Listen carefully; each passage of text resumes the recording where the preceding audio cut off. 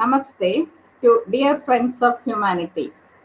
I am going to present my paper on teacher-student relationship in education for total consciousness. The relationship between student and the teacher and the trust in that relationship plays a significant role in the academic success and career and social development of the student. The bond and intensity between the teacher-student relationship plays a big role in the academic advancement, career growth, character, and social development of the student. A proactive, positive relationship with the teacher creates healthy and conducive classroom environment for the student. Parents a play as the first teacher and guide for each child. But the role of teachers in imparting skill and value education is very important. Teachers play out many roles in the classroom. Teacher act as mentor, philosopher, guide, friend to each child. Teachers set the tone of their classrooms and they build a positive environment. Teachers act as the mentor and nurture students, and teachers listen to their students and they become role models and patiently handle the challenging situations in outside and inside the classroom. According to Swami Vivekananda, a teacher should possess a good personality and in-depth knowledge for the character building of students. Vedanta says, within man is all knowledge. It requires only an awakening, and this is the goal of the teacher. In modern times, teacher-student relationship is not defined by obedience and acceptance, but by questioning and analysis. The relationship develops with an understanding of each other's goals and coming to terms with expectation thereof. The National Education Policy of India 2020 gives teachers autonomy in selecting appropriate pedagogy and encourages them to also ensure socio-emotional learning of their students, which is a critical aspect of holistic development. The present education system presupposes that there is a knowledge deficit in students, and this has to be made up through conventional teaching tools. Students see education as a burden and not as a learning experience. The system thus generates a community of students who are weak and reactive with no control over their thoughts and behavior. Our education system has less scope for practical learning and research. There is no scope for thinking and creative learning. Students are always bound to a specific syllabus and they are encouraged to ask innovative and they are not encouraged to ask innovative questions out of the normal syllabi prescribed by the authorities, and divergent views do not get any semblance of acceptance in our education system. There are many reasons for this situation. This happens mainly due to lack of in-depth knowledge of the subject being taught by the teacher, and the teachers are not serious about acquiring that level of competence and knowledge. This leads to resistance from teachers in allowing inquisitive questions. Normally, teachers approach students with preconceived belief that a student is not perfect. Education is then supposedly a process that transforms an imperfect student into a perfect man. Transformation involves a systematic, comprehensive change from one form and quality to another form and quality. Proper thoughts, proper actions, and proper emotions are needed to achieve this goal. This transformation is supposed to be the ultimate goal.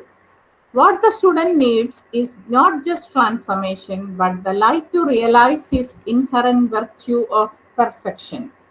Education is the period during which the student puts in all his efforts to achieve this light. Actually, the student is neither an imperfect individual nor an embodiment of grief, but he is not able to appreciate nor is he aware of his own perfection and inherent peace. The student must attain a high level of consciousness to become aware of this. Primary thought, emotion, and action of a student should be to attain this knowledge. A teacher can easily identify the abilities of students and guide them to higher level of perfection and consciousness. It should be like a The teaching should be like a flow of water from a hill to the valley. According to Swami Isha, the life mission of a teacher is to impart the light and bliss of knowledge. This is possible only when the teacher has acquired knowledge through a long period of logical and scientific analysis, experiments, and observation. The true master has to know and digest the knowledge, be one with it, and then impart it to others. When teaching in this manner, the topic can be taught in both subjective and objective planes. Knowledge can be divided into external knowledge and internal knowledge. External knowledge is objective and internal knowledge is subjective. The teacher has to acquire both subjective and objective knowledge about the topic to be taught. In the plane of the teacher, teacher is the subject and student is the object and topic being taught is the object. And from the plane of the student, student is the subject and teacher and the topic to be taught are the objects. Education should aim at identifying and solving problems responsible for the loss of peace and happiness.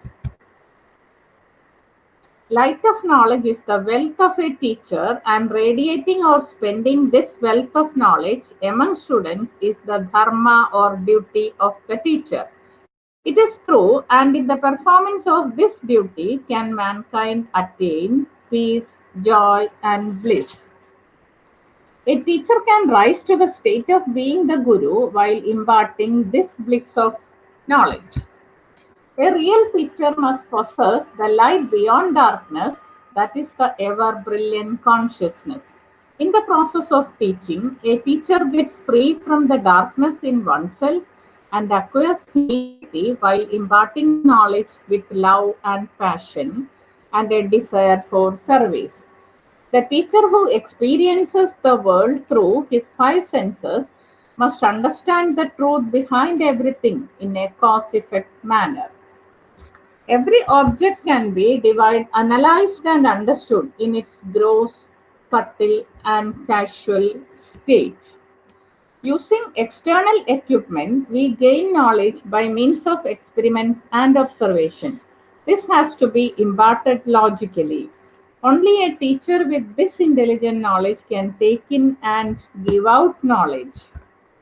While absorbing and imparting knowledge, the emotion originated in the individual flows on mingled with thought. This stream of thought is the mind. Emotion is that feeling which can digest and assimilate thought.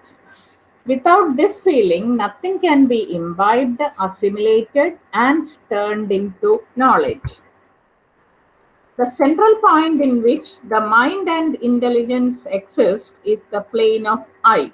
Emotions dominated by thought and thought dominated by emotion, moving in the central point I, constitute a being's mind and intelligence. The I, the central point of thought and emotion, is just a dot in plane of shadow. With the help of this, everyone attains knowledge. No one identifies the barrier behind the dark eye concept. This unidentified darkness is misunderstood as light, and this is the source of blind egotism and accompanying sorrows. Darkness requires for its existence a light that is not darkness. That light stands beyond darkness, is the ever brilliant consciousness. This knowledge gives birth to a real teacher. Such teachers acquire the love for imparting knowledge and derive satisfaction from his profession. Students of such teachers will gain perfect knowledge. The glory of genuine education is based on the teacher student relation that is free from doubt. The physical, mental, and intellectual level must be taken into consideration while imparting knowledge. The teachers' expectations of their students have a strong effect on students' performance. When enthusiasm and concentration guide the student to absolute knowledge of the topic, the plane of practical application of this knowledge will manifest in the student. If the knowledge gained is practically applied with joyous concentration, then he is able to maintain a state of harmony both inside and outside. This will give a happy and satisfied state of being. To help learning, the mind must experience the corresponding emotion. Then the student derives enjoyment from learning and his intellect attains total concentration on the topic of study. Every human being has an inborn depth of excellence in oneself and has the potential to gain perfect knowledge. The individual must make the effort to nurture this excellence. When this capability is achieved, the student will approve and respect each and every entity that imparts knowledge. In such a state, each bit of knowledge is imbibed with due respect and devotion by the student, and in turn, he also becomes respectable.